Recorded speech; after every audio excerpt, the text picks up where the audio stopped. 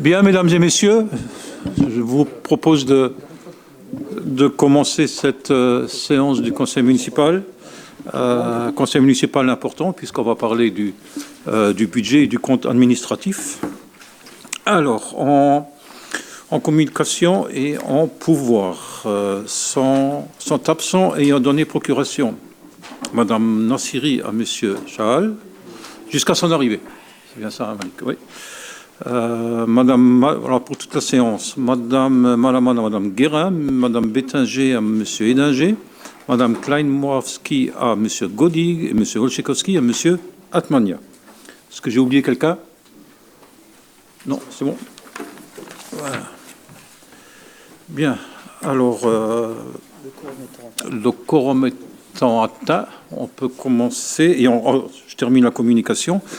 Une information de Madame la trésorière, donc Madame Joëlle De Santis, chef de service chef de service de gestion comptable de la trésorerie de Saint-Avold, nous informe qu'elle ne sera pas présente à cette séance et indique par mail que, je cite son écrit, je confirme la concordance de mes comptes 2022 tels que figurant au compte de gestion 2022 avec vos comptes repris dans votre compte administratif. Les résultats sont conformes en tout point.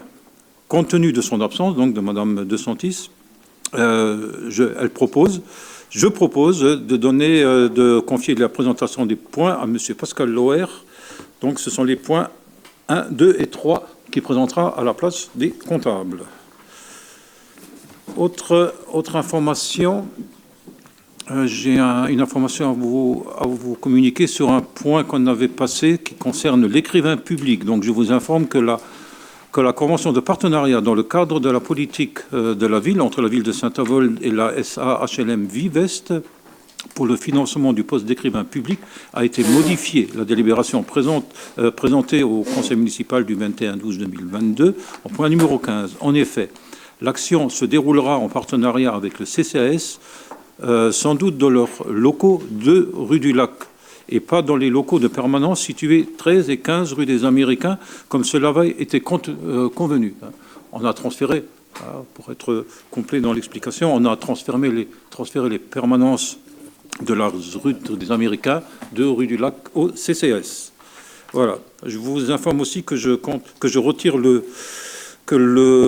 point numéro 22 de l'état civil concernant le règlement intérieur du crématorium, car celui-ci doit être davantage affiné. En procès verbal, lors de la séance du conseil municipal du 9 mars dernier, M.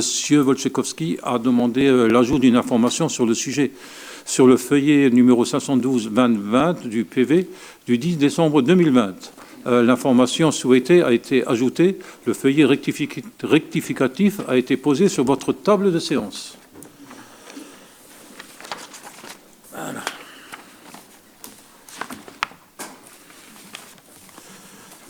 Que je lis mon document.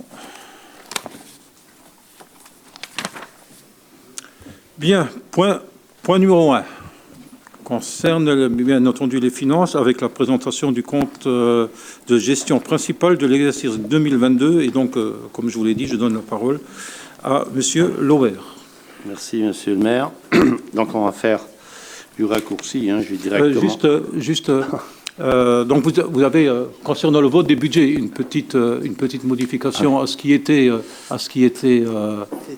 fait traditionnellement, et depuis très longtemps. C'est-à-dire qu'on votait chapitre par chapitre.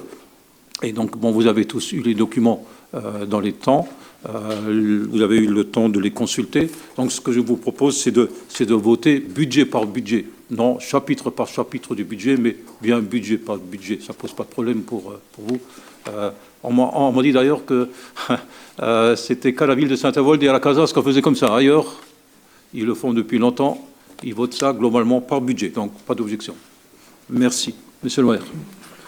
Bien, donc je vais faire un raccourci en vous dispensant de l'introduction et donc préciser que Madame donc, la trésorière, donc, elle statue sur l'ensemble des opérations effectuées du 1er janvier 2022 au 31 décembre 2022. Elle statue également sur l'exécution du budget pour l'exercice 2022, ce qui concerne les différentes sections budgétaires. Elle statue sur la comptabilité des valeurs inactives et déclare que le compte de gestion principal dressé pour l'exercice 2022 par le receveur visé et certifié conforme par l'ordonnateur n'appelle aucune observation ni même une réserve de sa part. Il faut que je soumette au vote, là. Donc, je...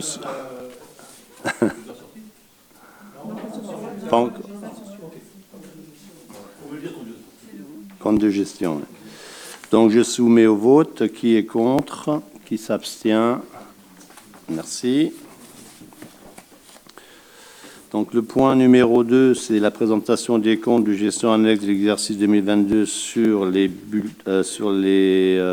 annexes, donc action culturelle, crématorium, Ardent de Pique et parking Saint-Nabor.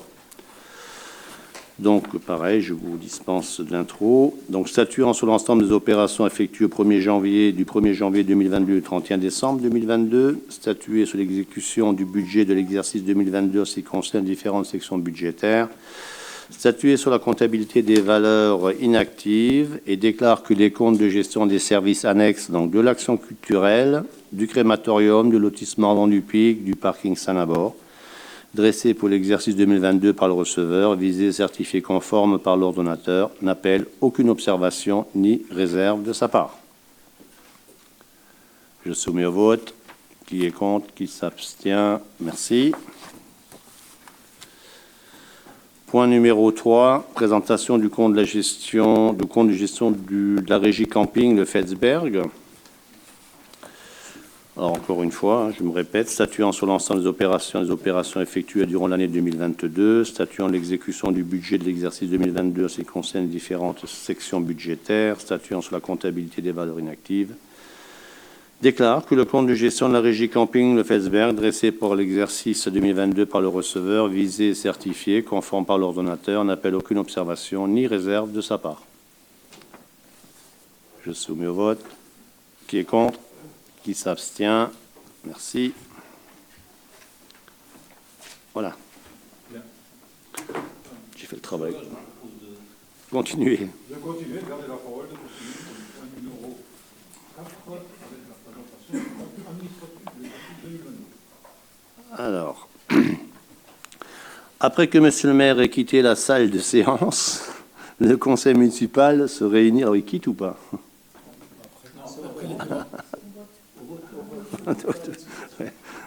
Au moment du vote.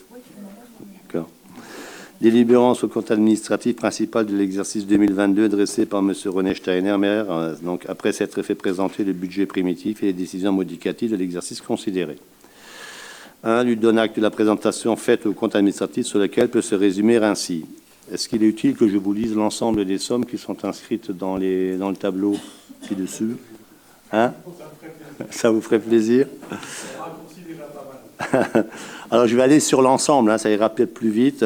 Donc, en dépenses, en résultat antérieur, 618 074,22 et en recettes, 4 629 197,12. Opération de l'exercice en dépenses et déficit, en dépenses plutôt 29 622 470,14 et en recettes, 32 446 053,01. Ce qui donne un total sur l'ensemble, donc de dépenses 30 240 544,36 et en recettes 37 075 250,13 €.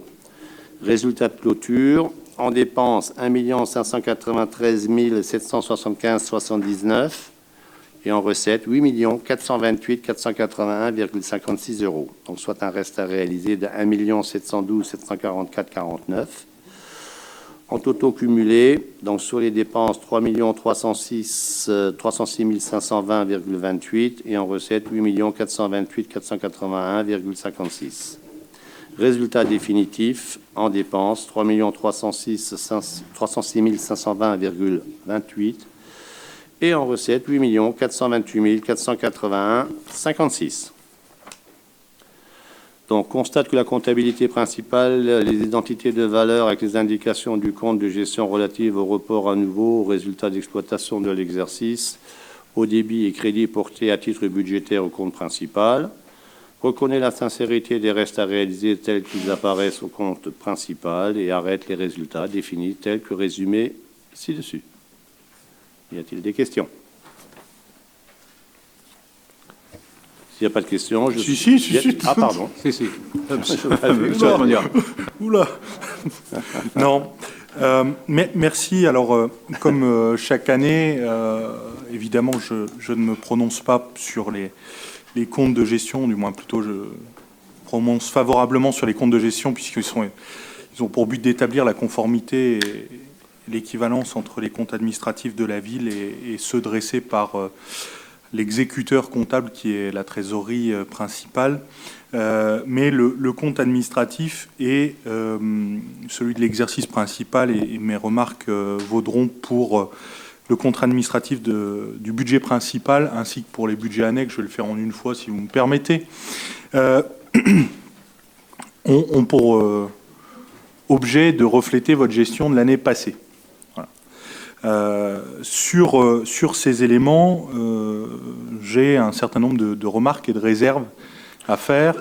C'est aussi une certaine cohérence, tout simplement parce que je me suis opposé à votre budget primitif qui, selon moi, ne reflétait pas les actions et les bonnes directions et les bonnes orientations que nous devons prendre pour faire avancer la collectivité.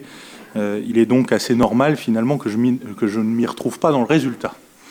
Alors déjà, je vais reprendre des informations concernant les différents ratios.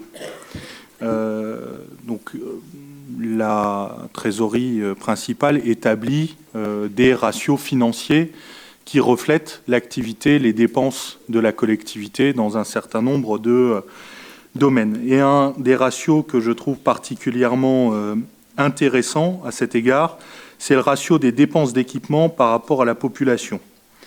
À ce niveau-là, au niveau de notre... donc nous avons une valeur de 140, donc 140 € par habitant. La moyenne de la strate, c'est 292, donc plus de 2 fois plus. La traduction, c'est quoi? La traduction, ça veut dire qu'on investit beaucoup moins à Saint-Avold que dans d'autres collectivités pour nos habitants. Alors ça a une traduction plutôt très claire. C'est évidemment, elle se reflète dans la vétusté d'un certain nombre de nos équipements publics, dans la vétusté peut-être de notre éclairage public, de nos bâtiments, de nos écoles, de nos infrastructures sportives, de nos infrastructures de voirie, etc. Voilà. Quand on a un ratio de dépenses d'équipement brut par rapport à la population aussi faible, évidemment, ça se sent dans l'état physique de notre ville. Et cela montre évidemment qu'on investit trop peu à Saint-Avold. Je vous en ai fait la remarque sur le débat d'orientation budgétaire, à savoir qu'il y avait des orientations budgétaires qui me paraissaient trop faibles en matière d'investissement, c'est-à-dire 3 à 4 millions d'euros par an jusqu'à la fin du mandat. C'est clairement bien en deçà de ce que Saint-Avold doit prévoir et doit fournir comme effort pour faire avancer la collectivité. Un deuxième ratio qui me semble particulièrement important, c'est celui des dépenses réelles de fonctionnement par rapport à la population. Donc dans les dépenses réelles de fonctionnement, qu'est-ce qu'on a? On a les charges à caractère général, donc par exemple tous les fluides que la collectivité paye, bien sûr, mais on a aussi les charges de personnel. Ce ratio, il est de 1 532 € par habitant. Donc on a 1 532 € de dépenses de fonctionnement par habitant, tandis que la moyenne de la strate est à 1 038. Donc c'est-à-dire qu'on est déjà largement au-dessus plus d'un tiers au-dessus, même 50% pour être très précis, supérieur à la moyenne de la strate par rapport à cet élément-là. C'est idem pour l'encours de la dette par habitant. Nous sommes à 1 194 € par habitant. La moyenne de la strate est de 714 €. Je le rappelle une nouvelle fois, vous êtes targué d'avoir désendetté la commune. Vous avez levé des dettes en 2020 et en 2021. Et donc, le désendettement que vous avez pu opérer à hauteur de 2,2 millions jusqu'à présent n'a fait qu'effacer partiellement la dette que vous aviez vous-même contractée à votre arrivée à la tête de la collectivité. Donc on n'a pas d'amélioration réelle de la situation, en tous les cas pour l'instant. D'autres éléments qui attirent mon attention sur ces sujets, c'est, et vous savez, j'y suis particulièrement attentif, c'est tout simplement le taux de réalisation de nos dépenses. Alors sur les dépenses de fonctionnement, vous aviez ouvert pour à peu près 34 millions d'euros de crédit, vous en avez réalisé pour 25 millions d'euros, ce qui veut dire que plus d'un quart, 27% des dépenses que vous aviez inscrites n'ont pas été réalisées. Parallèlement, sur l'investissement, et c'est là pour moi bien plus grave, vous aviez inscrit pour 8,7 millions d'euros de dépenses d'investissement, vous en avez réalisé pour à peu près 5 millions d'euros, ce qui veut dire de façon très concrète, et dans les 5 millions d'euros, je rappelle qu'il y a le remboursement du capital de la dette, donc ce n'est pas 5 millions d'euros d'investissement dans nos infrastructures, ce qui veut dire que 43% des dépenses d'investissement qui ont été prévues n'ont pas été réalisées, près de la moitié. Et je vous l'avais déjà dit sur un certain nombre de points précis, la première marge d'amélioration, c'est quand on inscrit des dépenses, on les réalise. Et ça, c'est une mesure de suivi et de bonne gestion, je dirais, de la comptabilité publique. Donc voilà, à l'égard des différents points que j'ai soulevés, finalement, et du débat d'orientation budgétaire qu'on a pu avoir, puisque le débat d'orientation budgétaire donne déjà des éléments sur le compte administratif qui se confirment aujourd'hui. On a un problème d'efficacité dans la gestion de notre dépense publique. On a un problème aussi de sous-investissement pour nos infrastructures, et c'est problématique à 2 points. Un, parce qu'elles deviennent de plus en plus vétustes à mesure qu'on n'investit pas sur notre patrimoine. Et 2, en plus de ça, je le rappelle tout de même, la collectivité, c'est un dynamiseur de l'économie locale. Et quand la collectivité investit, elle investit également l'ensemble du tissu local entrepreneurial en le faisant travailler et évidemment en générant de l'activité économique. Donc ces 2 facteurs-là me semblent extrêmement négatifs et c'est la raison pour laquelle je m'opposerai au compte administratif des budgets principaux et des budgets annexes. Je vous remercie. Bon, je vais vous répondre sur l'investissement. Vous avez raison dans le fait de dire on provisionne, enfin on prévoit des travaux, on prévoit des investissements et on les fait pas. Ça c'est quand on est et si on les fait, c'est qu'on est dans le meilleur du monde et que ça se passe exactement comme on le voulait. Aujourd'hui, sur des projets qu'on souhaite faire, d'une part, il faut être prêt avec les dossiers. Là, il y a eu du retard avec les dossiers de subvention, de financement qu'on peut avoir. Si on fait des travaux aujourd'hui, et c'est monsieur le directeur général qui me le dit, les investissements, il faut impérativement avoir une source de revenus supplémentaires. Donc, allons chercher l'argent, et ça, on le dit depuis longtemps, allons chercher l'argent là où il est. Alors, quand je dis c'est dans le meilleur des mondes, c'est que la période n'est pas facile. Il y a des projets, et j'en parle d'un, mais il y en a plusieurs, sont plus petits, mais il y a un gros projet, c'est la friche Peugeot. Hein, on espérait démanteler la friche Peugeot en 2022, et on nous dit, non, c'est plus compliqué. Il y a un peu plus d'études à faire. Le sol, ce qui est dans le sol nous paraît plus compliqué. Et donc les études de dépollution, de pollution viennent de tomber. ça a pris du retard. La démolition est prévue, encore on me dit, si tout va bien, monsieur le maire, c'est prévu pour l'année 2023. On serait dans le troisième, quatrième trimestre 2023. Donc voilà, c'est ces choses-là. C'est aussi des marchés qu'on a voulu passer et dans les livraisons n'étaient pas assurés. Donc on n'est pas allé sur des projets parce qu'on savait très bien qu'on n'allait pas les réaliser. Il y a par exemple la voirie qu'on n'a pas réalisée. Donc pour exemple, la rue Clémenceau sera faite dans une dizaine de jours, non même pas dans une semaine, hein, pendant les vacances scolaires, c'est annoncé. Là aussi, c'est un report de l'année dernière, hein, où on n'a pas pu réaliser par manque de comment on dit, les appels d'offres n'étaient pas. Parce que rue Mongin, par exemple, Casas. La Casas, ah oui, la Casas. Il y a la rue Poncelet qu'on a reportée. La rue Poncelet, on n'était pas prêt. Entre la Casas et Énergis, on n'était pas prêt. Donc les 300 000 ont été budgétés pour cette année-là. Vous l'avez vu dans les... voilà. Alors, vous dites, on n'investit pas assez. Et de l'autre côté, il faut pour investir, il faut soit faire des emprunts, soit avoir de l'autofinancement. Donc on a réduit un petit peu, on a réduit nos dépenses. Au courant d'année, on a essayé de réduire nos dépenses pour dégager un autofinancement plus important pour cette année.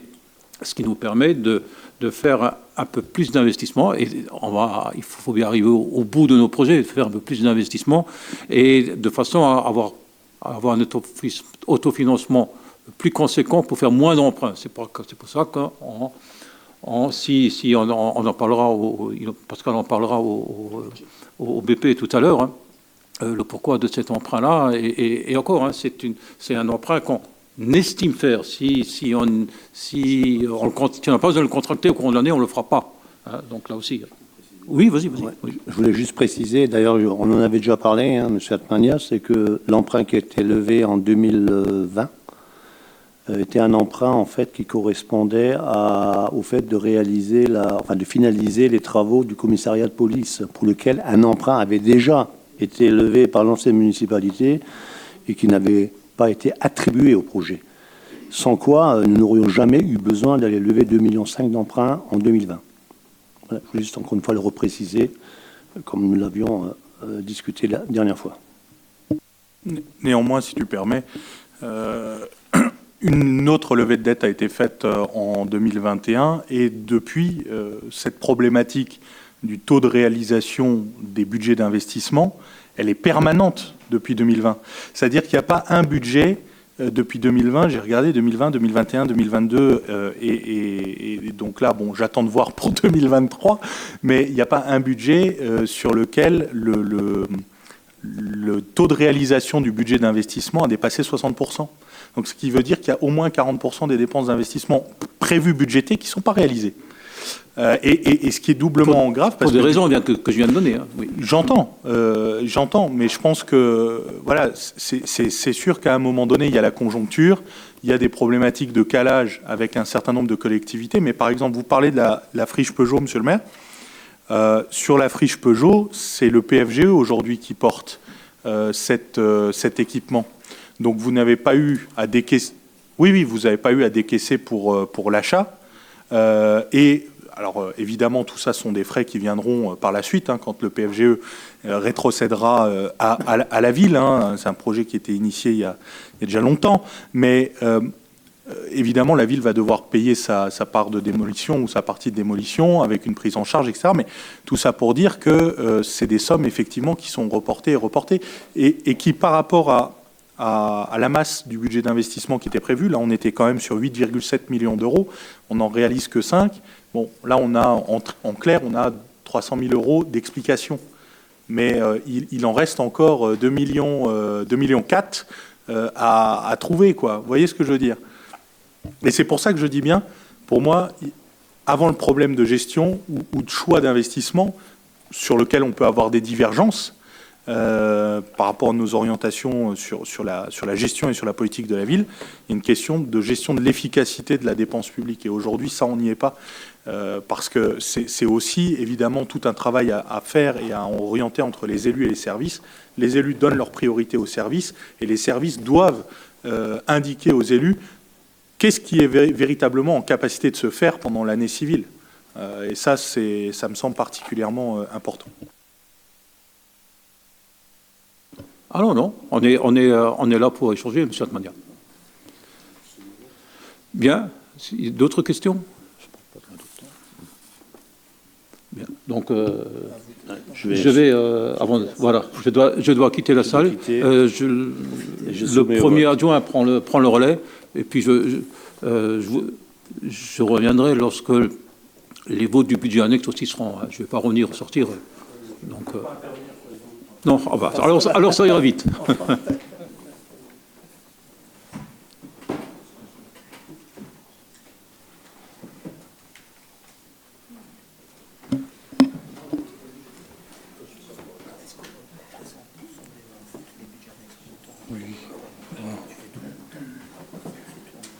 On va attendre qu'ils sortent.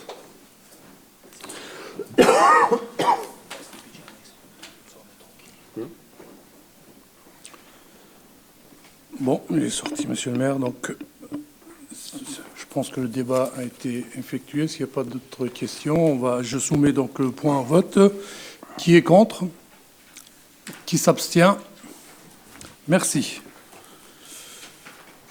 Pascal, je te redonne la parole pour la présentation des comptes administratifs annexes. Donc pareil, on va faire dans le raccourci. Donc on a l'action culturelle. En ensemble, sur un résultat antérieur en dépenses comme en recette de 6 702,24. En opération sur l'exercice, en redépense 1 131 965,79 et en recette 1 155 167,73.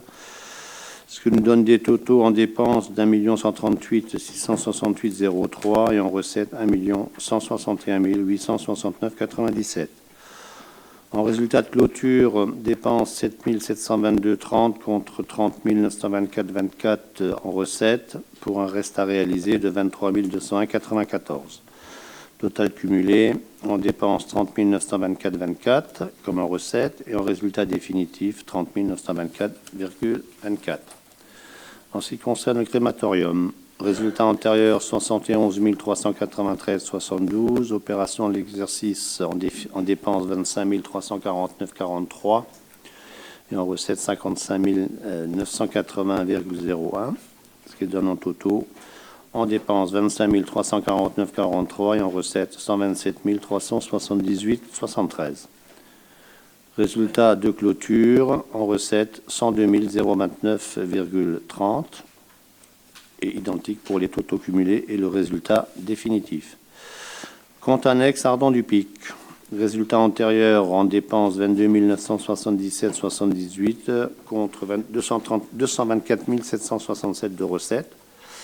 Identique pour l'opération donc de l'exercice. Donc l'opération donc en total ensemble en dépenses 2 289 741,14 et en recette 2 402 134,85, soit un résultat de clôture en recette de 112 493,71. Identique pour le total cumulé et le résultat définitif. Et enfin, le compte annexe parking Saint-Nabord, avec en dépenses et en recettes pour résultat antérieur de 16 061,63, par affecté à l'investissement en recettes, somme identique, et opération de l'exercice, donc en dépenses 416 922,30 et en recettes 432 983,93.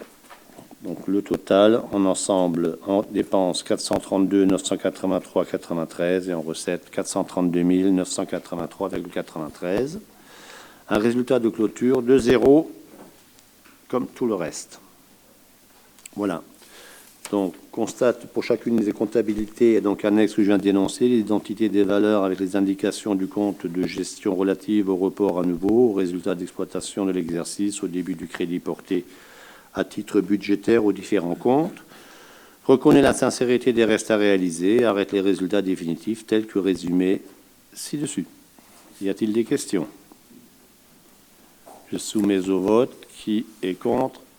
Qui s'abstient? Merci. Merci Pascal. Point numéro 6, présentation du compte administratif de la régie du camping de Fesberg. Tu as la parole. Donc, résultat antérieur en recettes 60 907,41. Opération de l'exercice en dépenses 73 838,68 et en recettes 13 685,86. Donc, totaux en ensemble pour les dépenses de 73 838,68 et en recettes 74 593,27. Soit un résultat de clôture en dépenses de 30 245,41 pour une recette de 31 000 euros. Total cumulé, 30 245,41, 31 000 en recettes, identique pour les résultats définitifs. Est-il des questions? Je soumets au vote. Qui est contre? Qui s'abstient? Merci. Merci Pascal, c'est encore à toi. Pour le point numéro 7, Le maire, il peut revenir là. on peut revenir. Bon, on peut appeler le maire si vous voulez bien. Hop là.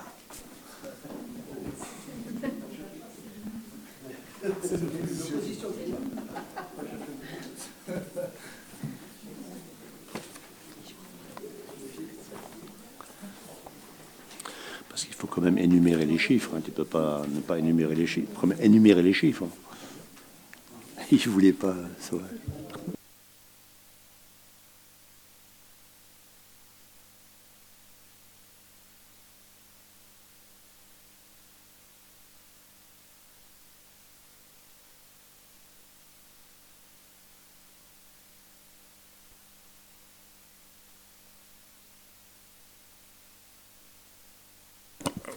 Voilà, je vous remercie pour ce vote. Alors, je pense qu'il a été, Monsieur Atmania, vous êtes resté dans votre droiture, dans votre logique, et voilà. En tout cas, merci pour le vote. Point suivant, point numéro 7. On est au point numéro 7, oui. Oui. Et Monsieur le maire encore, avec l'affectation des résultats constatés au compte administratif principal 2022. Par délibération numéro 4 de ce jour, vous avez arrêté les résultats du compte administratif principal de l'exercice 2022. La nomenclature M14, appliquée au budget principal, prévoit que l'affectation du résultat d'exploitation donne lieu à une délibération du conseil municipal. Un excédent d'exploitation apparaissant à la clôture de l'exercice 2022 au compte administratif principal, celui-ci peut être soit affecté aux réserves, c'est-à-dire en investissement pour exécuter l'autofinancement prévu, soit reporté en section d'exploitation sous réserve de l'apurement d'un éventuel déficit toujours prioritaire ou des affectations obligatoires. Notre commission des finances qui a étudié ce dossier vous propose l'affectation de la somme de 3 306 520,28 € au compte de réserve, selon l'article 1068, pour le financement des investissements 2023, en débitant les comptes 110 et 12, résultat de la section de fonctionnement des exercices 2022 et antérieurs, soit 8 428 481,56 € au compte administratif 2022, et de porter le reliquat de 5 121 961,28 € en report à nouveau en solde créditeur. Il y a des questions? Oui. Non, je reviens sans vouloir être redondant, mais c'est vrai que c'est une somme qui porte quand même beaucoup à question. Hein, quand on a des excédents reportés de 8,4 millions, c'est plus d'un cinquième du budget, c'est plus de 20% du budget global de la collectivité. In fine, alors vous en affectez une partie à l'autofinancement, très bien. Il reste toujours 5 121 000 de solde créditeur en report. Bon, voilà, je rappelle encore une fois les choses, mais avec l'augmentation de la fiscalité que vous avez décidée, ce sont des choses qui posent véritablement question aux Naboriens, que moi je ne peux pas accepter en l'état, bien évidemment, et c'est la raison pour laquelle je voterai contre. C'est vrai qu'on a tellement entendu qu'à Saint-Avold, il n'y avait plus d'argent, que quand on en retrouve, on se pose des questions. Oui. Bonne gestion. Oui, ça peut choquer, oui. Oui, effectivement. Pas une bonne gestion. Sachant. Oui. Ah, mais ça change du passé, oui, effectivement. Je le conçois. Bien, je soumets au vote. Qui est contre?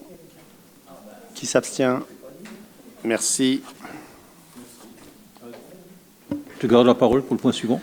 Voilà, donc c'est Pour les l'affectation annexes. des résultats constatés aux annexes, effectivement. Donc, je vais vous faire...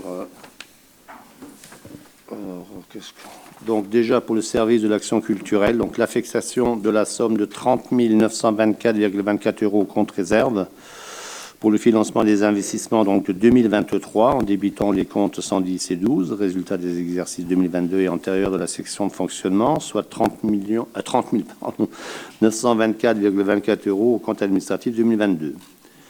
Pour ce qui concerne l'annexe du crématorium, report de l'excédent de 25 282,15 en section d'exploitation sur l'exercice 2023, avec un reversement de 20 000 € au budget principal de la ville. Et enfin, à l'annexe parking Saint-Nabord, l'affectation de la somme de 20 481,45 € au compte réserve pour le financement des investissements 2023 en débitant le compte 110-12.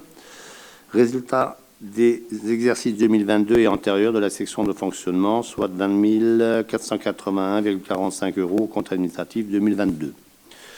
Sur le parking de Saint-Nabord, je voudrais faire une petite parenthèse en disant qu'effectivement, si ce budget annexe ne remettait pas, enfin n'était pas dépendant du budget principal, je voterais contre, pour la simple raison que c'est une vaste escroquerie qui a été organisée depuis la création de cette annexe.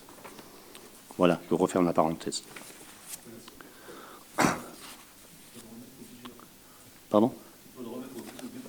Oui, on remettra au BP après. Donc je soumets au vote. Qui est contre? Qui s'abstient? Merci. Merci, Monsieur Loher. Vous gardez encore la parole pour la fixation des taux de taxes. Donc, pour rappel, le vote d'une taxe ou d'un taux de taxe d'habitation est obligatoire à partir de cette année, en plus du taux de taxe foncière.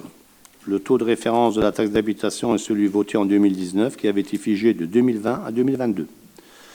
Ce taux est soumis à une règle de lien prévue par la nouvelle version de l'article 1636B, donc du Code général des impôts. L'état de notification des taux d'imposition pour 2023 des taxes directes locales fait ressortir donc les données suivantes. Donc, en taxe d'habitation et taxe foncière, on a donc une base en habitation d'1 031 555 € pour un taux d'imposition en 2023 de 27,81 pour une base prévisionnelle de recettes donc de 1 million, en base prévisionnelle, pardon, donc augmentation de l'assiette tout simplement de 1 104 795 donc, et un produit attendu de 307 244. Pour le foncier bâti, une base en 2022 de 29 939 218 et un taux d'imposition en 2023 maintenu à 28,52. On prévoit une nouvelle assiette à 32 075 000 pour un produit de 9 147 790 € attendu. Et enfin, en foncière non bâtie, une base en 2022 de 200 980 pour un taux d'imposition en 2023 de 88,31%. Base prévisionnelle pour 2023, 212 300 pour un produit attendu de 187 482, ce qui nous donne une recette fiscale locale de 9 642 516 €.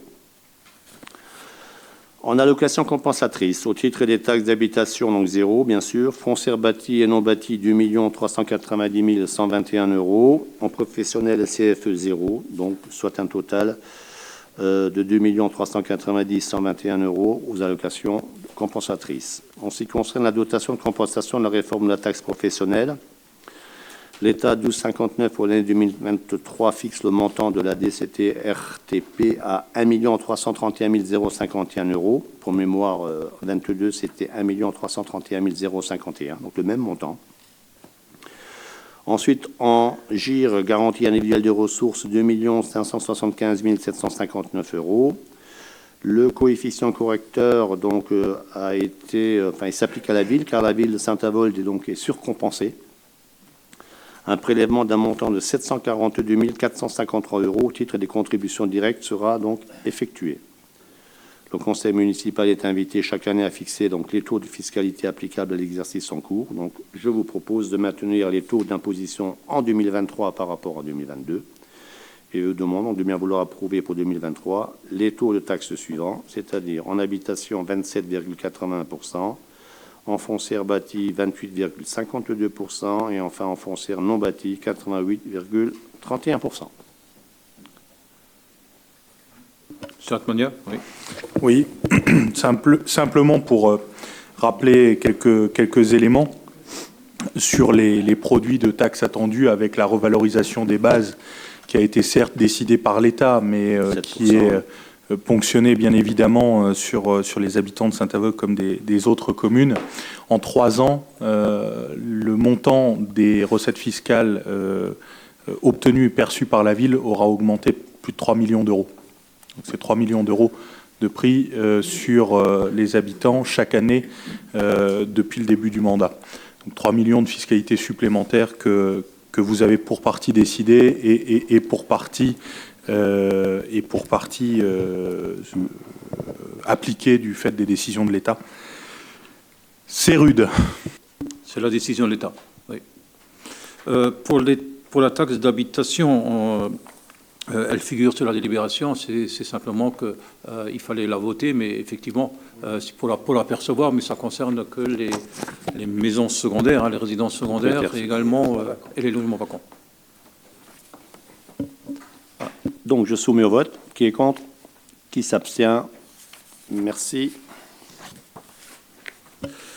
Merci, Monsieur Lauer. Point suivant. Avec les finances encore, avec l'autorisation de programmes et de crédits de paiement. Monsieur Lauer. Bon. Alors, Monsieur le maire rappelle l'un des principes des finances publiques qui repose sur l'annualité budgétaire.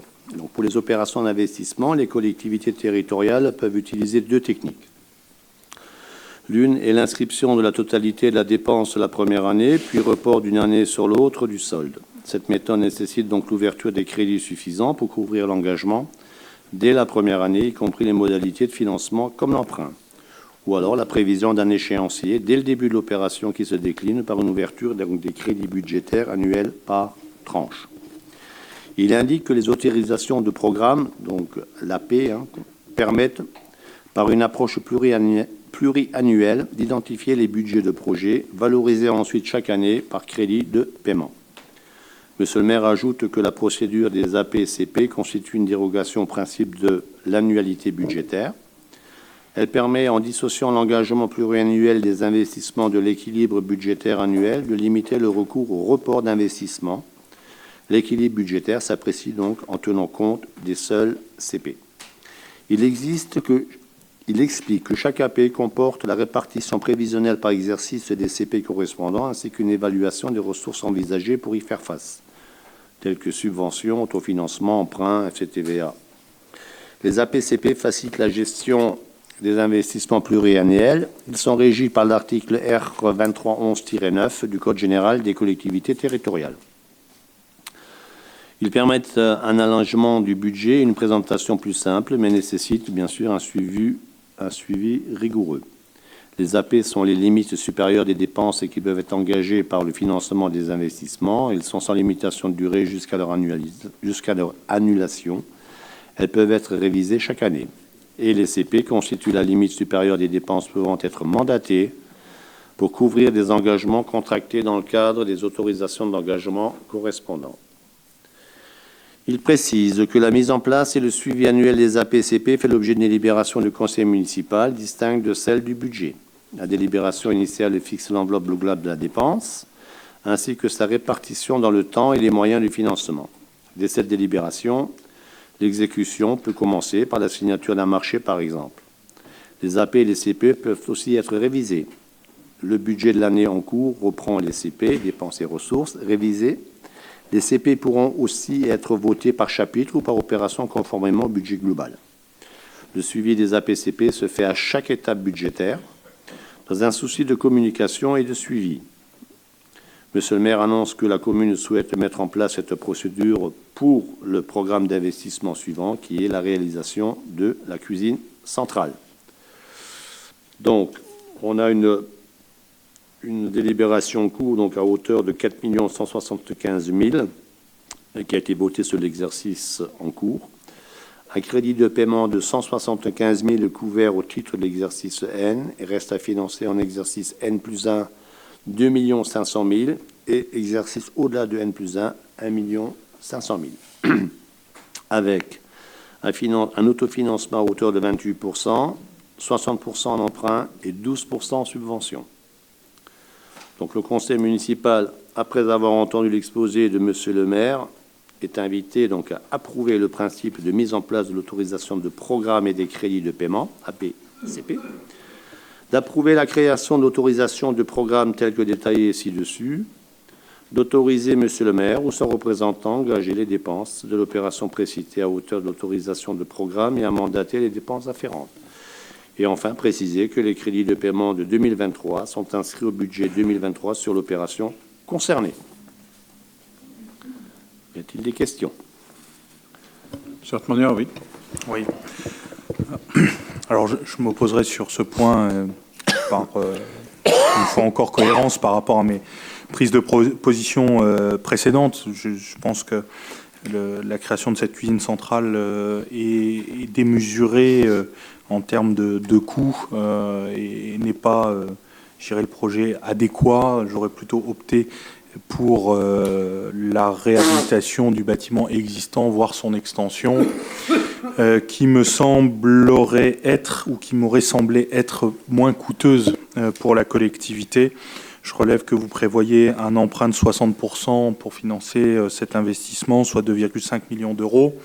Et parallèlement à ça, je me pose la question de l'opportunité de cette autorisation de programme et de crédit de paiement, tout simplement parce que voilà, on n'a pas aujourd'hui avancé plus sur le chiffrage de ce projet et de ce dossier, parce que la loi le prévoit. Je serai à la commission qui traitera de ce dossier, mais néanmoins, voilà, pour l'instant, elle ne s'est pas réunie. On n'a pas d'éléments supplémentaires sur ce sujet, et donc c'est peut-être, même si les autorisations de programme peuvent être modifiées, un peu tôt pour se prononcer sur ce point. Voilà.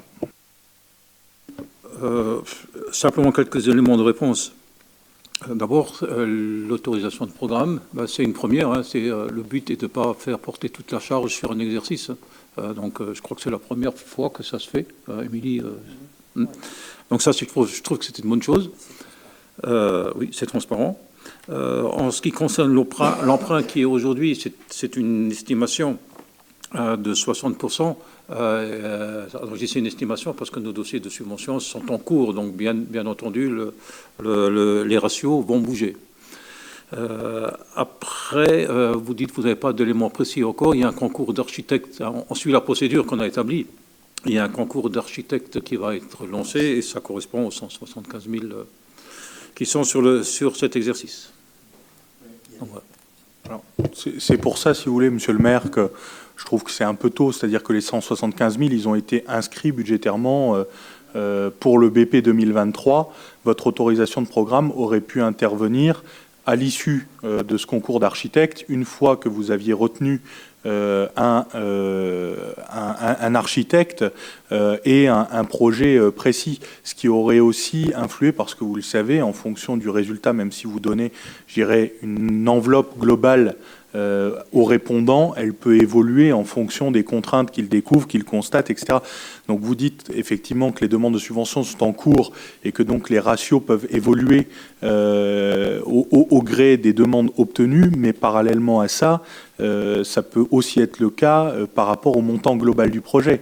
Donc si vous obtenez, c'est même trompeur d'ailleurs, parce que si vous obtenez à ce stade une subvention à hauteur de 4 175 000 et par exemple à l'ouverture des plis vous arrivez à 4 7 millions, on ne recalcule pas la subvention. Hein. Donc automatiquement ça peut aussi entraîner, je dirais, des surprises désagréables pour la collectivité, et ce pourquoi je considère que c'est un peu prématuré. Alors, on est quand même, enfin, on est dans l'exercice budgétaire. C'est une somme qu'on va engager et qu'on va dépenser, hein. En tout cas, il faut que le projet suive son cours sur cet exercice budgétaire de 2023. Et dans toute transparence, c'est pour ça qu'on le fait apparaître. Même si vous pensez que c'est prématuré, mais ça concerne bien l'exercice 2023. Bah, il vaut mieux peut-être prévoir un peu d'argent pour ceux qui vont concourir. Les architectes, souviens-toi, on avait prévu une récompense, ou pas une récompense, mais un paiement aux 3 candidats qu'on retiendrait pour les maquettes. Voilà, voilà, c'est ça. Donc il faut déjà le prévoir dans le budget. Donc.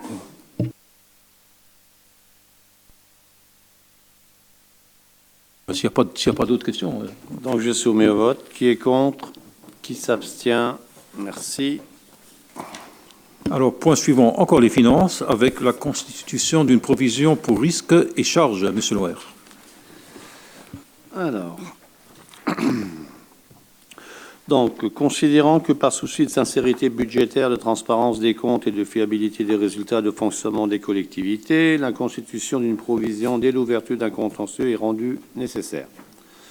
Considérant que celle-ci est fixée à hauteur du montant estimé par la commune de la charge qui pourrait résulter du risque financier encouru, considérant que suite à un litige avec un fournisseur, la collectivité a souhaité mettre en œuvre une provision pour risques et charges de fonctionnement courant, et vu l'avis de la Commission des finances en date du 3 avril 2023, il est proposé au Conseil municipal d'approuver la constitution de provision pour risques et charges de fonctionnement courant pour un montant de 119 000 €. Les crédits seront donc inscrits au budget primitif 2023, chapitre 68, article 68, 15.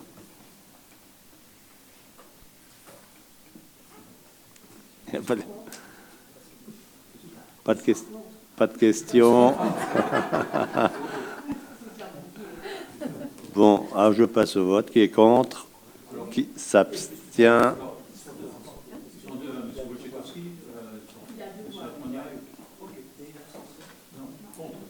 Elle est où, là?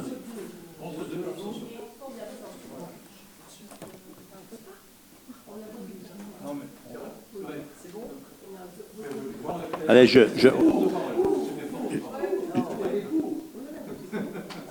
Alors, je repasse. Ah non, on va faire... On recommence à 0. Voilà. Qui est contre? Qui s'abstient? Une abstention. Voilà. Merci.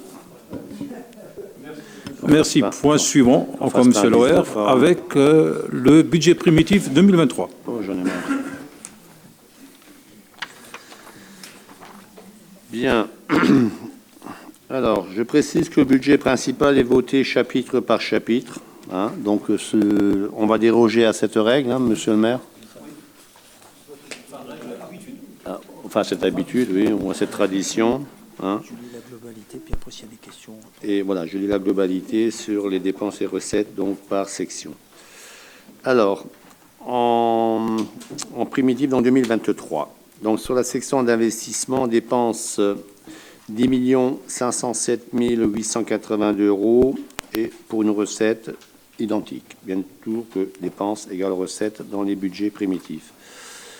En fonctionnement, tant en dépenses qu'en recettes, donc 34 293 828 €, donc pour un budget donc total en investissement plus fonctionnement de 44 801 710 € en dépenses et recettes.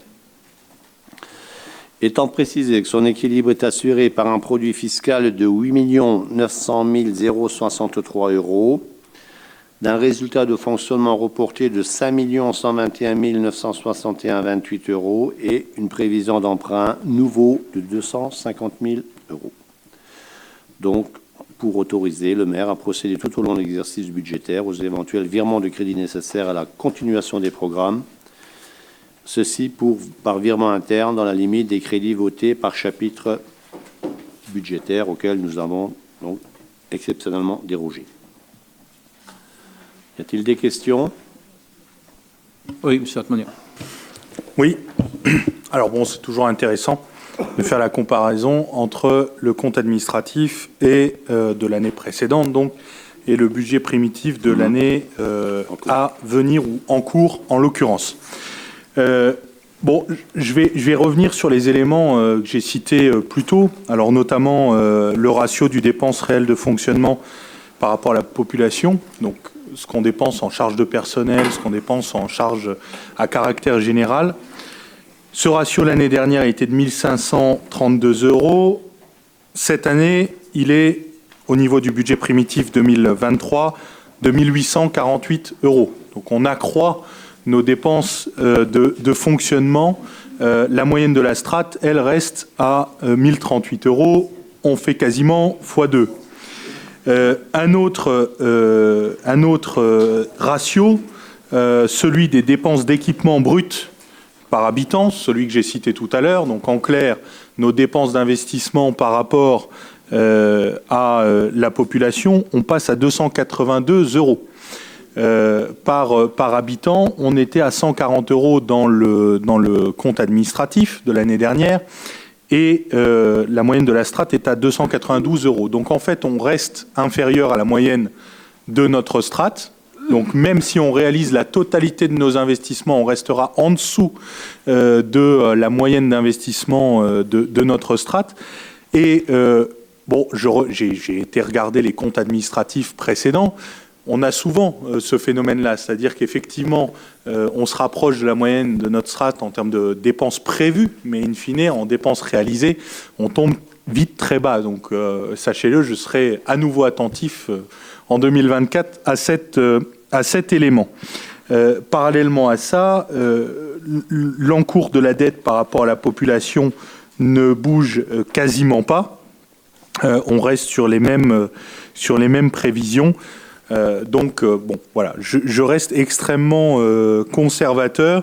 Le produit fiscal attendu, je l'ai dit, augmente une nouvelle fois avec l'augmentation des bases qui s'applique d'ailleurs non seulement à la taxe foncière, mais également aux autres produits fiscaux. Donc, on a une augmentation globale à cet égard-là. J'avais également attirer votre attention sur les charges de personnel à l'occasion du débat d'orientation budgétaire. Je répète, un budget prévisionnel à ce montant en termes de charges de personnel, ça reste du quasiment jamais vu à Saint-Avold, et je pense qu'il sera primordial de gérer les départs à la retraite de certains agents de la meilleure des façons, et de rationaliser le fonctionnement de notre maison mairie. Voilà. En tout état de cause, le montant d'investissement reporté, du moins prévu, reste relativement faible par rapport aux ambitions que vous décrivez. Je vous l'ai déjà dit.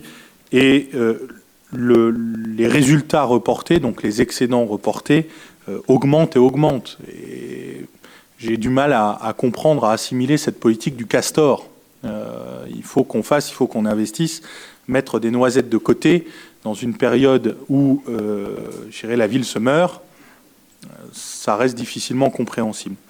Donc, en cohérence, également, je voterai contre le budget primitif, principal et annexe.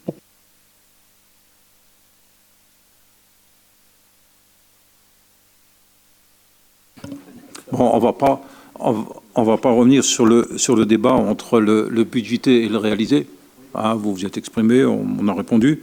Quant aux charges de fonctionnement, évidemment, elles augmentent pour un certain nombre de raisons, et vous avez un document, mais je donne quelques précisions.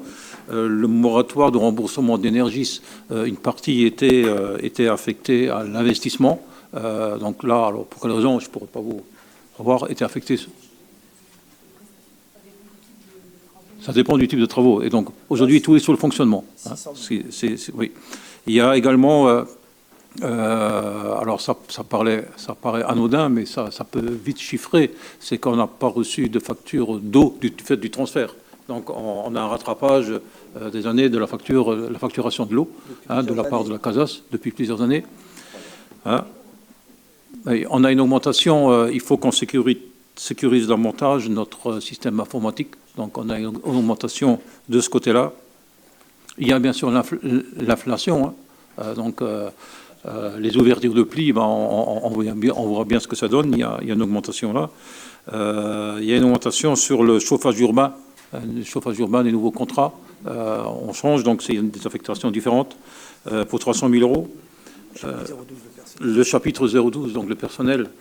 On a intégré une hausse du point d'indice de 3,5% sur toute l'année. En plus de ça, il y a l'augmentation du SMIC, il y a la revalorisation indiciaire des catégories C et des catégories B pour les débuts de carrière. Donc il y a un certain nombre de points qui font, oui, la masse, la charge salariale augmente. Alors il y a un gros chantier en cours. C'est bien la gestion du personnel avec les départs en retraite, la GPEG, tout ça,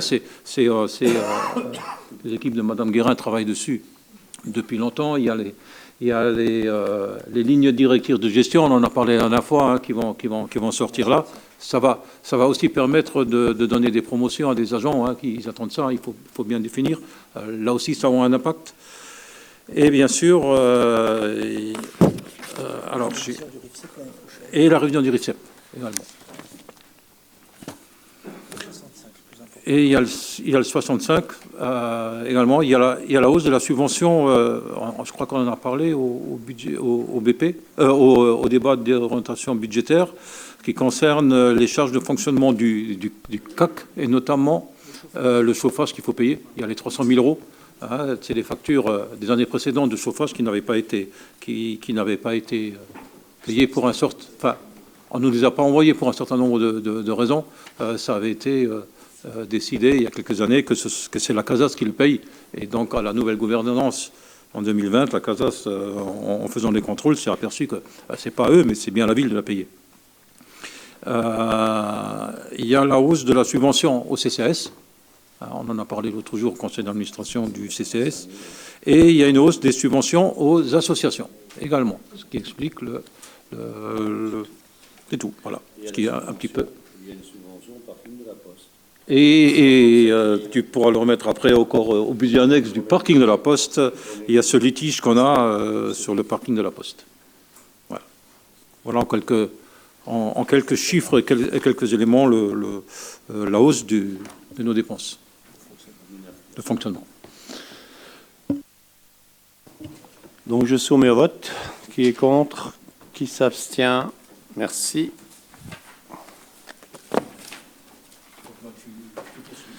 Donc j'embraye sur le budget annexe de l'action culturelle. Alors, en dépenses comme en recettes, en investissement, 177 452,45. Et en fonctionnement, en dépenses et recettes, 1 617 110, pour un total donc de 1 794 562,45 euros. Donc l'équilibre se fera par une subvention d'équilibre au budget principal d'1 378 556 euros. Et pour la section d'investissement, une subvention d'investissement du budget principal de 120 000 euros est envisagée. Donc, il est proposé d'approuver le budget primitif annexe de l'action culturelle pour l'exercice 2023 tel que présenté. Des questions? Je soumets au vote. Qui est contre? Qui s'abstient? Merci. Je poursuis par le budget annexe Ardent du Pic. En investissement, dépenses, recettes, 1 322 056,85. Là, il y a une erreur sur le document. Il n'y a pas l'équilibre là. Émilie, il y a une erreur sur le budget. Hein? Il est en suréquilibre celui-là? Ah bon? Je croyais qu'il devait être en équilibre.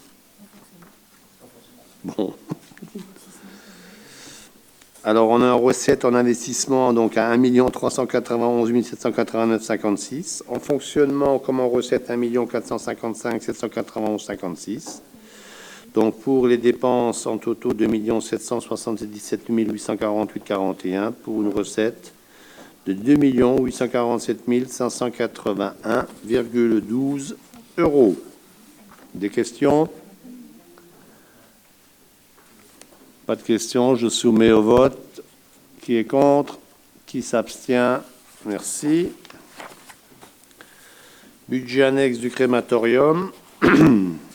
Donc là, on est en équilibre tant en dépenses qu'en recettes. Donc pour l'investissement, 92 096,58.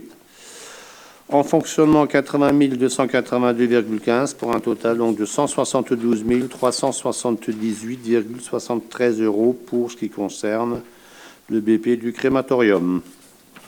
Des questions? Je soumets au vote. Qui est contre? Qui s'abstient? Merci. Budget du parking Saint-Nabord. Donc, il est équilibré en dépenses et en recettes. Donc, pour un investissement de 180 480,45, en fonctionnement 391 600. Donc, pour un total de dépenses de 572 080,45, tant en dépenses qu'en recettes. Donc, considérant que la hausse des tarifs pour les usagers serait excessive si aucune subvention du budget principal n'était versée, son équilibre donc est assuré par une subvention d'équilibre prévisionnelle de 367 600 euros provenant donc du budget principal. Donc, je vous ai dit ce que j'en pensais tout à l'heure. Alors, à un moment donné, il faut que ça cesse, oui. Des questions? Oui, de cette manière, oui. Expliquez-nous. Non, mais Alors, c'est ça. Bon, on va le réexpliquer, mais succinctement. Oui. Succinctement. Alors, c'est un parking qui devrait être géré en commune copropriété, où la ville de Saint-Avold possède 150 places de parking. Dans une copropriété, la répartition n'est pas faite au nombre de places, mais au tantième du bien. Et donc, ça représente 49%. Aujourd'hui, il n'y a plus de gestion normale d'un tel bien, puisque le syndic, l'agence immobilière qui était en charge de la gestion du syndic, de la gestion syndicale, n'a pas souhaité continuer, nous a pas remis de bilan financier de toutes les années précédentes. Nous n'avons aucun document. C'est pour ça que on a saisi le président du tribunal qui a nommé un administrateur provisoire pour remettre en place une gestion, un syndic avec une gestion normale. Et ce qui fait que nous assumons aujourd'hui un certain nombre de charges qu'on ne devrait pas assurer. Et que d'autres copropriétaires refusent un certain nombre, sur les 4, y compris la ville. Donc on est 2 copropriétaires à payer par exemple l'électricité, les factures d'énergie. Les 2 autres refusent, donc on part dans un litige. Et donc nous devons bien assurer la responsabilité de la sécurité, donc assurer la sécurité, la remise en état du parking, après les dégradations récurrentes, en assurer la propreté, un gardiennage. Donc ça c'est à la charge de la ville aujourd'hui, alors qu'on devrait que supporter 49% de la charge. Donc quand on dit il faut que ça cesse, oui il faut que ça cesse. C'est pas au contribuable de payer 100% de la charge. Donc moi, ce que je souhaite, c'est que le syndic provisoire nous réunisse autour de la table et qu'on en vienne à une discussion et que chacun prenne ses responsabilités, y compris financières. Voilà, c'est tout ce qu'on peut en dire aujourd'hui. On attend simplement que ça se remette en place normalement et qu'on arrive à une gestion normale d'un parking comme ça se trouve ailleurs, en toute sécurité. Et voilà, ce qui n'est pas le cas aujourd'hui. donc, du coup, de façon très concrète, les charges que la ville assure sur ce parking représentent globalement 367 000 euros par an, ou là-dedans, on a également le remboursement de notre emprunt. Et est-ce que vous pouvez me dire justement à combien, du coup, à combien représentent les charges courantes que la ville assure en lieu et place des copropriétaires ?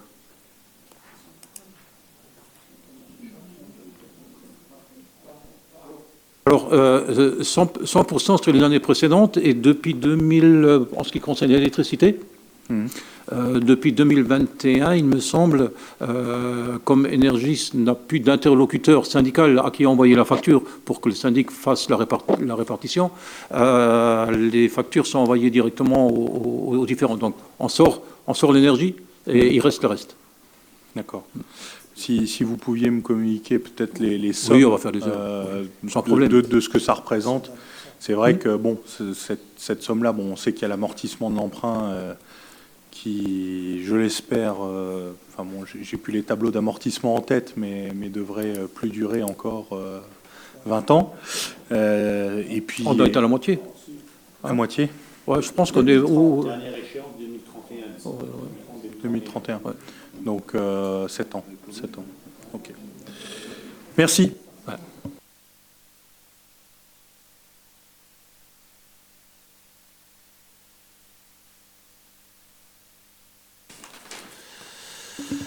Point suivant, point numéro 13, avec le Felsberg. De Felsberg. Donc là, on est en dépenses recettes en investissement à 31 000 euros. En exploitation, en dépenses recettes 63 596 euros pour un total, donc en dépenses recettes, de 94 596 euros. Y a-t-il des questions? Je soumets au vote. Qui est contre? Qui s'abstient? Merci. Merci, Monsieur Loher. Et vous avez un dernier point qui concerne la procédure budgétaire et comptable des rattachements. C'est ça. Donc, cette procédure consiste à intégrer dans le résultat annuel toutes les charges correspondant à des services faits à tous les produits correspondants et à des droits acquis au cours de l'exercice considéré qui n'ont pas pu être comptabilisés en raison d'un manque de pièces justificatives. Donc, pour vous faire court, en fait, on propose de fixer le seuil des rattachements, donc de charges, à 500 euros, en excluant donc tout ce qui est répétitif, tel que les fluides, eau, gaz, électricité, chauffage, combustible, téléphonie. Est-ce qu'il y a des questions? C'est la même chose que l'année dernière, on a également mis 500. Donc, je soumets au vote. Qui est contre? Qui s'abstient? Merci beaucoup. Et j'ai fini, moi. Voilà, les finances, c'est bon, on a fait. Point suivant, point numéro 16, avec un avenant aux conventions entre la... je suis allé trop vite. Point numéro 15, participation au fonds de concours de mise en place par la région Grand Est et la Chambre de commerce et d'industrie du Grand Est en faveur de la population ukrainienne. Monsieur Vecchio, vous avez la parole. Merci, monsieur le maire. Mais juste avant de parler de ce point-là, passer derrière tous ces points de finance, c'est laborieux, donc bravo aux agents. Simplement, je vais juste le dire aujourd'hui, simplement, gentiment, tranquillement. Ça, pour moi, c'est indigeste. Je ne suis pas le seul à le penser. Il nous faut impérativement des réunions pédagogiques pour le budget. Je m'adresse à monsieur Lauer. Donc, si cette année, on peut en faire... C'est pas grave, quelques-unes, ça pourrait nous éclairer tous et je pense qu'on en a un petit peu besoin.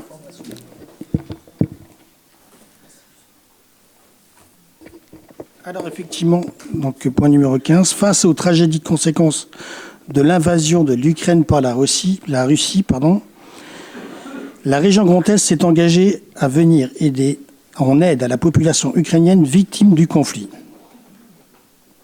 Dans la continuité de nombreuses actions mises en place dans un esprit de solidarité avec le peuple ukrainien, la région Grand Est, en partenariat avec la Chambre des commerces et de l'industrie du Grand Est, s'est associée à une opération conjointe portée par le Grand Est Solidarité et Coopération pour le développement, GESCO, afin d'aider les populations sinistrées de la région. Je vais éviter de mal le dire. Donc, Obstlak et Kharkiv, confrontés à de grandes difficultés en raison de la destruction régulière d'infrastructures énergétiques dans leur région. Dans ce cadre, je vous informe de la mise en place d'un fonds de concours destiné à recueillir des dons financiers provenant des acteurs publics et privés du Grand Est. Si vous le jugez utile, vous pouvez disposer d'informations complémentaires ainsi connaître les modalités et concours de cette opération en envoyant un mail à ukraine@grandest.fr. La région se tient à votre disposition pour vous répondre.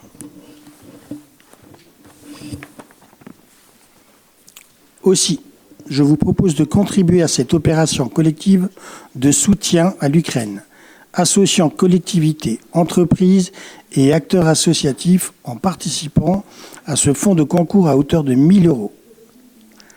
Cette participation sera à imputer au chapitre 65 520 65 738 du BP 2023. Y a-t-il des questions?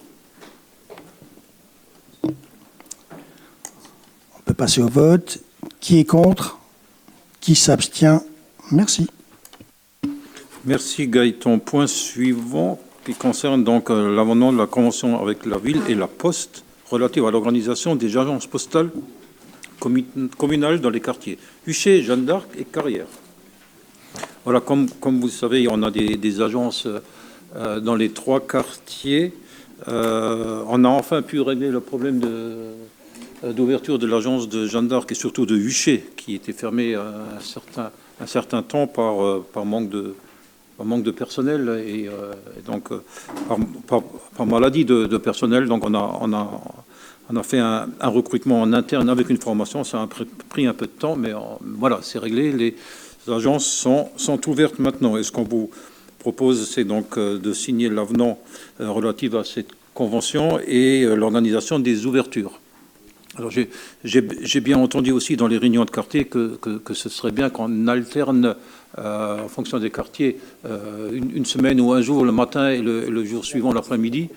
Mais comme c'est bien entendu avec la Poste, et la Poste a son organisation de tournée, c'est un peu difficile. Donc ils nous disent, voilà, on fait un test comme ça encore sur ces horaires proposés, hein. Donc je vais vous donner les horaires. Ils sont là. Donc pour l'agence de Émile Huchet, elle sera ouverte du lundi au vendredi de 13h30 à 16h15.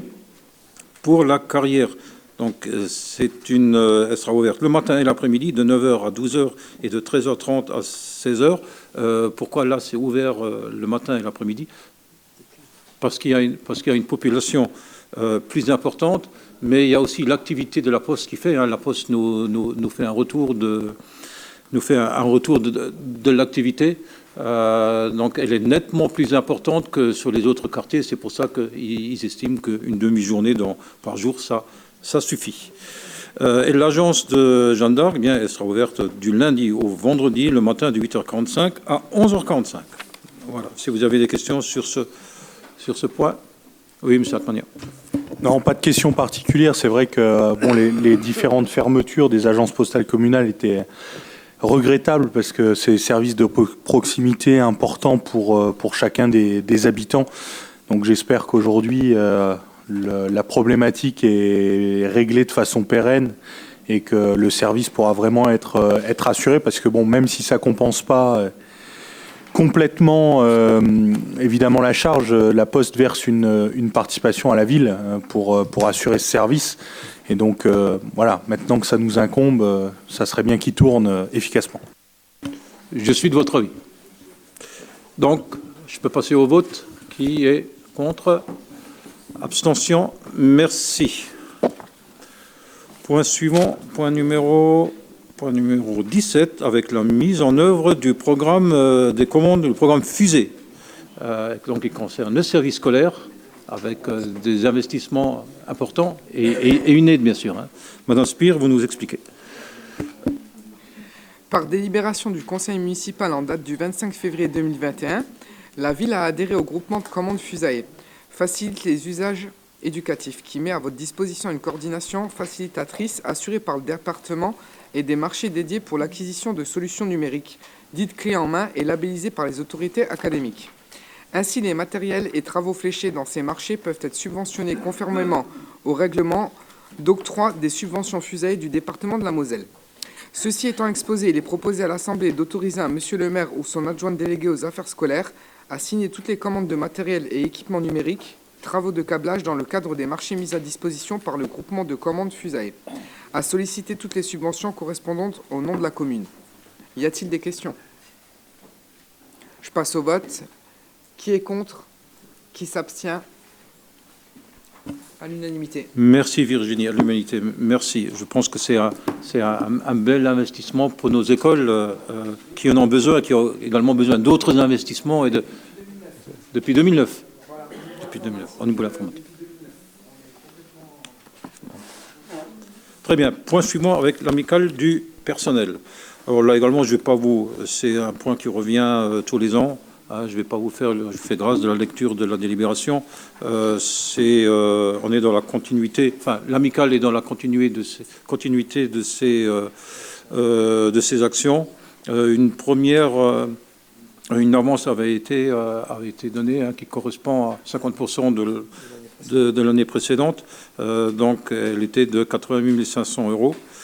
Voilà, et donc je vous propose de leur verser donc, au total pour cette année 207 000 € qui sont inscrits au budget primitif et d'autoriser le versement du solde pour un montant de 118 500 €. Est-ce qu'il y a des questions? Pas de questions. Je vous propose de mettre aux voix. Qui est contre? Abstention? Merci. Point suivant. Avec le point numéro 19, et d'une convention de partenariat entre la ville de Saint-Avold et le supermarché Match. Monsieur Elfenstein, vous avez la parole. Merci, monsieur le maire. Alors effectivement, c'était 2 points qui étaient passés au dernier conseil municipal, c'était pour les bons d'achat pour les jardins ouvriers et les bons d'achat des maisons fleuries, donc 400 € pour les jardins ouvriers, 200 € pour les maisons fleuries. Donc nous avons fait une convention avec le supermarché Match. Je ne vais pas vous lire toute la convention, par contre, je vais vous lire quand même l'article 2 et une partie de l'article 3. Alors, le supermarché Match s'engage à éditer et à fournir à la ville des bons ou cartes cadeaux propres au supermarché selon le détail de l'article 1. Il s'engage à établir à la ville une facture récapitulative en conservant les bons d'achat tamponnés et datés. S'engage à fournir aux porteurs des bons les mêmes garanties qu'à ses clients habituels et à leur proposer les mêmes services. Les bons comportent une date limite de validité. Ils sont acceptés jusqu'au dernier jour de validité. Les bons dont la date de validité est expirée sont refusés. En cas d'acceptation, aucun remboursement ne pourra être exigé. Le supermarché Match, émetteur du bon cadeau, s'engage à vérifier son authenticité. La ville s'engage à inscrire les crédits suffisamment sur le budget de l'année en cours. La ville s'engage à distribuer des bons de cadeaux aux lauréats et à établir une liste de lauréats et de communiquer au supermarché Match. L'article 3. Le supermarché Match participe à l'opération Bon Cadeau dès la signature de la présente convention. Alors, il est proposé d'autoriser monsieur le maire à accepter les termes de la convention annexée, signer les documents relatifs. Y a-t-il des questions? S'il n'y a pas de questions... Je ne participerai pas au vote puisque je suis vice-président des jardins ouvriers. OK. Merci. Donc, s'il n'y a pas de questions, on passe au vote. Qui est contre? Qui s'abstient? Merci. Merci Pascal. Alors, point suivant qui concerne le foncier, avec la cession d'un terrain communal 6-2 rue du Chevreuil au quartier Jeanne d'Arc. Monsieur le premier adjoint, vous avez la parole. Merci, monsieur le maire. Donc, il s'agit ici de vendre un petit terrain qui est enclavé chez monsieur Xavier Bianchi et madame Jennifer Roth, qui fait environ 20 mètres carrés. Donc, la personne a demandé l'acquisition de ce terrain. L'estimation domaniale avait conclu à 1 200 € l'art, donc soit 24 € pour ce petit terrain. Donc, on a vu à la commission et on s'est dit, on va céder à l'euro symbolique si vous en êtes d'accord. Voilà. Y a-t-il des questions? Ok, je soumets au vote. Qui est contre? Qui s'abstient? Merci. Merci, monsieur Liring. Vous gardez la parole pour le point suivant, avec également, alors c'est un peu plus compliqué, avec un échange immobilier à intervenir entre monsieur Pétel et la ville. Je vous laisse nous expliquer la complexité, un petit peu ce dossier qu'on travaille depuis presque 3 ans.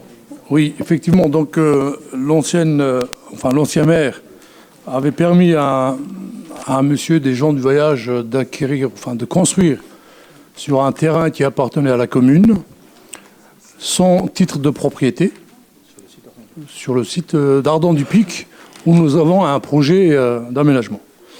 Et donc nous avons demandé à ce monsieur de partir de là, hein, puisqu'il n'était pas propriétaire.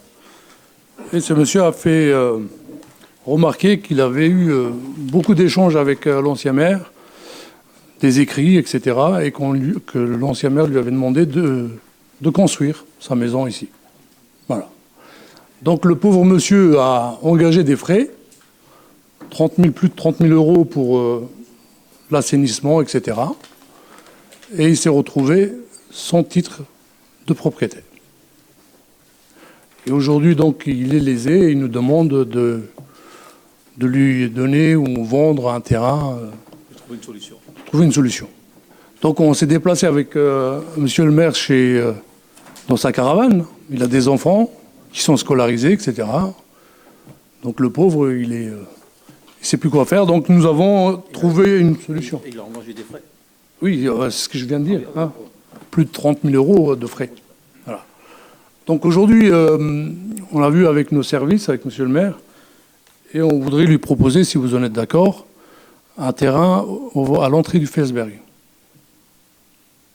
Donc je vais vous lire la délibération, et puis après on échangera si besoin. Donc en 2019, M. Pétel, membre de la communauté des gens de voyage, a sollicité la commune en vue de la cession d'un terrain communal, dans le but de se sédentariser. C'est la raison par laquelle la municipalité précédente lui a proposé d'acquérir la parcelle communale numéro 570 d'une contenance de 10 arts, située sur le site Ardent-du-Pic. M. Pétel souhaitant s'y installer rapidement, une autorisation d'occuper les lieux lui avait été délivrée le 13 novembre 2019, en attendant la régularisation de la transaction. Toutefois, sous l'ancienne mandature, la vente ne s'est pas concrétisée, engendrant l'occupation de la parcelle communale sans droit ni titre de l'administré. La nouvelle municipalité élue en 2020 envisage à présent la requalification du site par la création d'un écoquartier. Aussi, la présence de la famille en question n'est plus compatible avec ce projet. Il est donc nécessaire qu'elle quitte les lieux. Donc je ne vais pas vous lire tout le point, étant précisé quand même que l'estimation des domaines pour la nouvelle parcelle conclut à une valeur vénale de 500 € l'art, soit un total de 8 820 €. La différence des valeurs vénales s'établit à 30 270, c'est ça, à la charge de M. Pétel. Toutefois, un échange sans résultat est envisagé en répartition du préjudice subi. C'est les 30 000 € qu'il avait engagés. De plus, le requérant sollicite de la commune la prise en charge de la viabilité de ce terrain, condition sine qua non à la signature de l'acte de vente. En conséquence, dans un souci de régler le conflit qui perdure depuis 3 ans, la commune a accepté les conditions de M. Pétel. Ainsi, vos commissions urbain, foncier et finances vous proposent de réaliser l'échange immobilier sans soult visé ci-dessus, de prendre à la charge de la commune les frais de viabilisation de la parcelle, sachant que les frais de branchement, y compris regard et coffret, incomberont à l'acquéreur.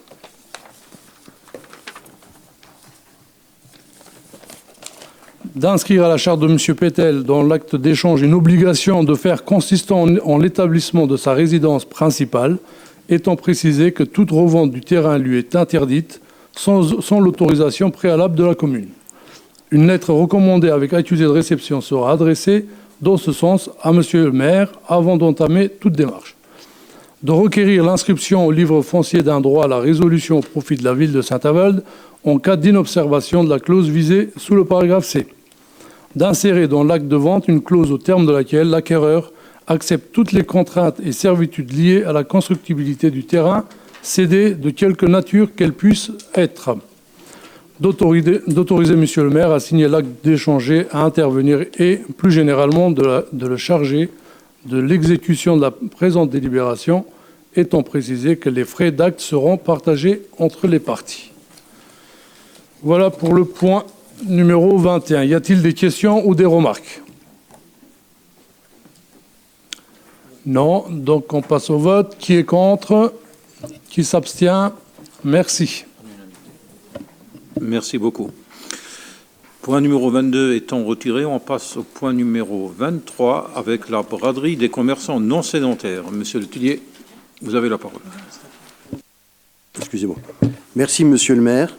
Donc, concernant les braderies des commerçants non sédentaires, programmées les dimanches 11 juin et dimanche 19 novembre 2023, il y a une convention entre la ville et le syndicat du centre-est des commerçants non sédentaires. Dans le cadre de la revitalisation du centre-ville et pour renforcer l'attractivité commerciale sur son territoire, la ville de Saint-Avold a le souhait d'organiser une braderie des commerçants non sédentaires en date du 11 juin et une braderie en date du dimanche 19 novembre 2023 dans la rue Hirschauer, place de la Victoire, rue de la Salle et place Colin. Par conséquent, la commune de Saint-Avold a décidé de mettre à disposition à titre onéreux une portion de son domaine public située rue Hirschauer, place de la Victoire, rue de la Salle et place Colin, suite à la candidature de l'occupant, le syndicat Centre-Est des commerçants non sédentaires représenté par M. Marr, avec qui on travaille régulièrement depuis maintenant 3 ans.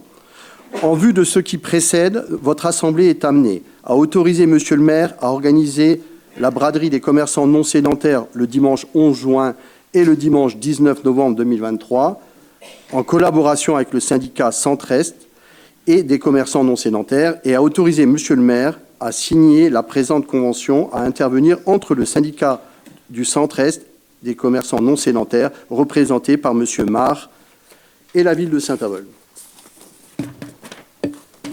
Voilà. Y a-t-il des questions ?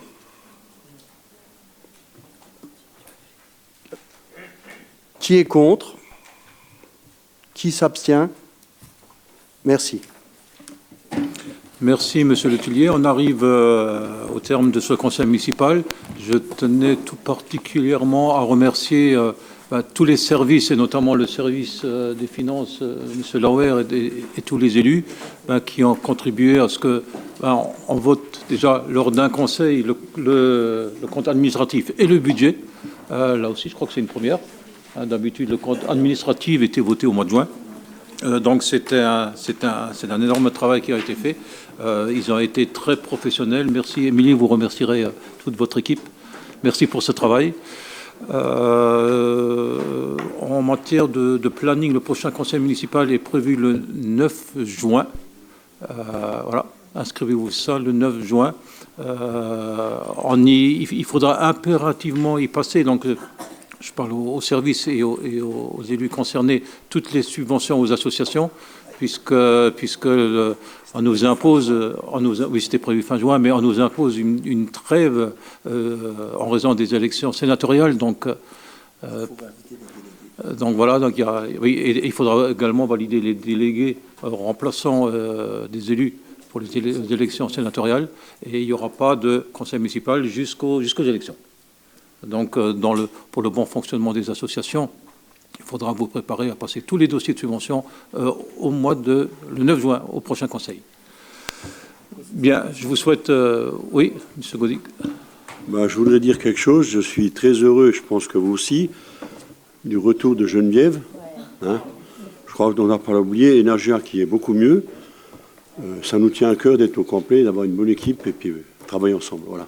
Merci. Merci, M. l'adjoint. Merci. Bravo. Bonne soirée à vous.